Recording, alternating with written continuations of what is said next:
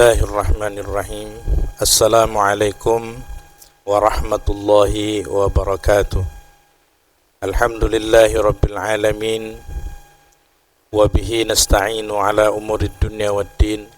Allahumma salli wa sallim ala sayyidina Muhammadin wa ala alihi wa sahbihi wa man tabi'ahum bi ihsanin ila yaumiddin. Amma ba'du. Hadirin wal hadirat rahimani wa rahimakumullah. Alhamdulillahi rabbil alamin. Setelah sekian bulan kita tidak merekam pengajian kitab Tanbihul Ghafilin, alhamdulillah pada hari ini Allah Subhanahu wa taala berikan kesempatan kepada kami untuk kembali melanjutkan kajian kitab Tanbihul Ghafilin kita bab ikhlas, dan kali ini adalah bagian atau pertemuan yang ke-10. Oleh karenanya berharap kepada Allah Subhanahu wa taala mudah-mudahan senantiasa memberikan keistiqomahan kepada kami dan kepada antum semuanya, dan mudah-mudahan apa yang kita baca, apa yang kita pelajari dari kitab Tanbihul Ghafilin ini memberikan manfaat yang sangat besar, pengaruh yang sangat besar di dalam kehidupan kita sehari-hari. Salawat dan salam semoga terlimpah dan tercurah atas junjungan alam Nabi besar Muhammad sallallahu alaihi wasallam yang telah membawa kita dari zaman jahiliyah, gelapnya kebodohan, menuju cahaya iman yang terang benderang yang diliputi oleh iman Islam, sehingga kita selamat di dunia wal akhirah. Kembali akan kami bacakan apa yang telah disampaikan oleh Al-Imam Syekh Muhammad Nasir bin Muhammad bin Ibrahim As-Samarqandi radhiyallahu an di dalam kitabnya Tanbihul Ghafilin. Beliau menggoreskan qala al-musannif rahimahullah taala wa nafa'ana bihi wa bi ulumihi fid dharain amin ya rabbal alamin. Ruwiya an Haram ibn Hayyan annahu qala ma aqbala abdun biqalbihi illa Allah ta'ala illa aqbala Allah ta'ala biqulubi ahli al-iman ilaihi. Diriwayatkan dari Haram bin Hayyan, sesungguhnya dia berkata, tidaklah seorang hamba Allah menghadapkan dengan hatinya, melainkan Allah Subhanahu wa ta'ala akan menghadapkan kepadanya hati ahli iman. Orang yang betul-betul ibadahnya untuk Allah, ibadahnya betul-betul menghadap kepada Allah Subhanahu wa taala, maka Allah juga menghadapkan hati-hati orang yang beriman kepadanya, sehingga hatta yarzuqahu mawaddatahum wa rahimtahum wa rahimathum, sehingga mereka orang-orang yang menghadapkan hatinya kepada Allah Subhanahu wa taala akan diberikan rizki oleh Allah Subhanahu wa taala dengan rasa sayang dan dengan rasa cintanya orang-orang ahli iman kepadanya. Nah, jadi dengan menghadapkan dia, artinya betul-betul dia menghadapkan hatinya kepada Allah ketika dia beribadah, maka Allah akan menghadapkan hati-hati orang yang beriman kepadanya, sehingga orang-orang yang beriman rasa cinta, merasa penuh sayang kepadanya. Warawa, dan meriwayatkan siapa Suhail bin Salih an abihi, dari ayahnya, an Abi Hurairah radhiyallahu anhu anin Nabi sallallahu alaihi wasallam annahu qala. Diriwayatkan dari Suhail bin Saleh dari ayahnya, dari Abu Hurairah, dari Nabi sallallahu alaihi wasallam, sesungguhnya Rasulullah sallallahu alaihi wasallam bersabda, innallaha ta'ala idza ahabba 'abdan qala li Jibril inni uhibbu fulanan fa ahibbahu fayaqulu Jibrilu li ahli samai inna rabbakum yuhibbu fulanan fa ahibbuhu fayuhibbuhu ahlus samai fayudha'u lahu al-qabulu fil ardi. Wa idza abghadallahu 'abdan famithlu zalik.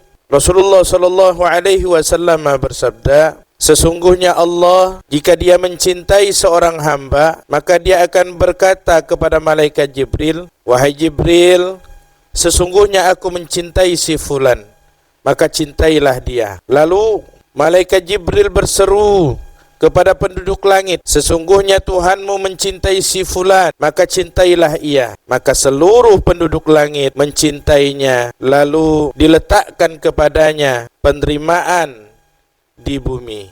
Demikianlah yang telah disabdakan oleh Rasulullah sallallahu alaihi wasallam kepada orang yang mendapatkan cinta Allah Subhanahu wa taala. Nah, orang-orang yang mendapatkan kecintaan Allah Subhanahu wa taala tentulah orang yang takwa, orang yang mentaati perintah Allah dengan sebaik-baiknya, dengan seikhlas-ikhlasnya, dengan betul-betul tujuannya daripada ibadahnya atau pendekatan dirinya kepada Allah Subhanahu wa taala murni hanya kepada Allah, bukan karena apa dan siapa.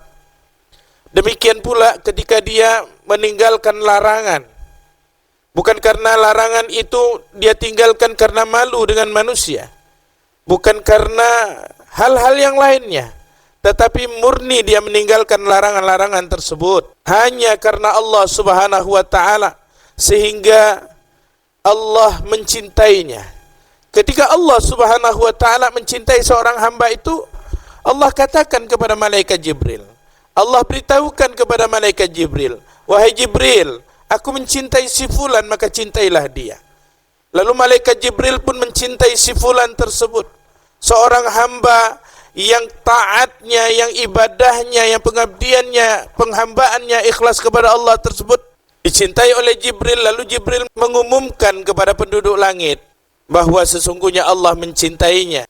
Demikian pula lah Allah mencintainya, malaikat Jibril mencintainya, seluruh penduduk langit mencintainya.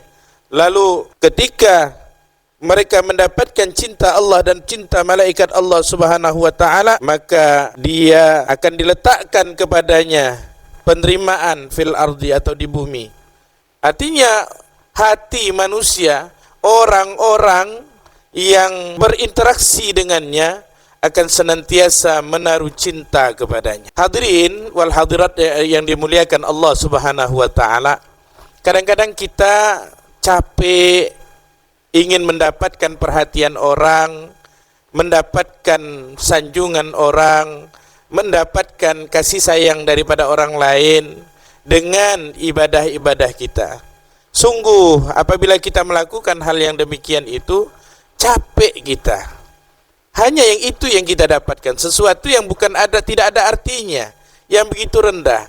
Tetapi ketika kita betul-betul beramal, betul-betul berbuat karena Allah Subhanahu wa taala, dan Allah mencintai kita, secara otomatis ciptaan-ciptaan Allah, makhluk-makhluk Allah, baik yang ada di langit maupun yang ada di bumi, akan menaruh kasih dan sayang kepada kita. Nah, maka capekkanlah diri kita, pusatkanlah tujuan kita di dalam ibadah kita hanya untuk Allah, hanya untuk mencari keridhaan Allah, hanya untuk mencari kecintaan Allah. Kita tidak akan pernah capek mencari kecintaan makhluk Allah atau manusia ketika kita meluruskan, menegakkan hati kita untuk mencari cintanya Allah. Tetapi ketika kita mencari perhatian, mencari kasih sayang, mencari cinta daripada makhluk Allah, maka kita capek untuk mencari cinta Allah, dan tidak kita akan dapatkan cinta Allah ketika ibadah kita hanya kita tujukan untuk mendapatkan cinta daripada makhluk Allah Subhanahu wa taala. Oleh karenanya, mudah-mudahan kita diberikan oleh Allah Subhanahu wa taala hati yang betul-betul lurus untuk ibadah, mencari hanya keridhaan dan kecintaan daripada Allah Subhanahu wa taala. Mudah-mudahan kita semua senantiasa ditakdirkan, diberikan upaya, kesempatan oleh Allah untuk berjuang menjadi hamba Allah yang ikhlas, sehingga kita termasuk ke dalam golongan orang-orang yang soleh. Amin ya rabbal alamin. Ini saja yang dapat kami sampaikan. Mudah-mudahan bermanfaat untuk kita semua, terutama bagi al-faqir yang membacakan kitab ini. Mohon doanya, mudah-mudahan Allah Subhanahu wa taala memberikan kesempatan, kekuatan, kemauan untuk menjadi hamba-hamba Allah Subhanahu wa taala yang ikhlas. Amin ya rabbal alamin. Hadanallahu wa iyyakum ila siratim mustaqim. Assalamualaikum warahmatullahi wabarakatuh.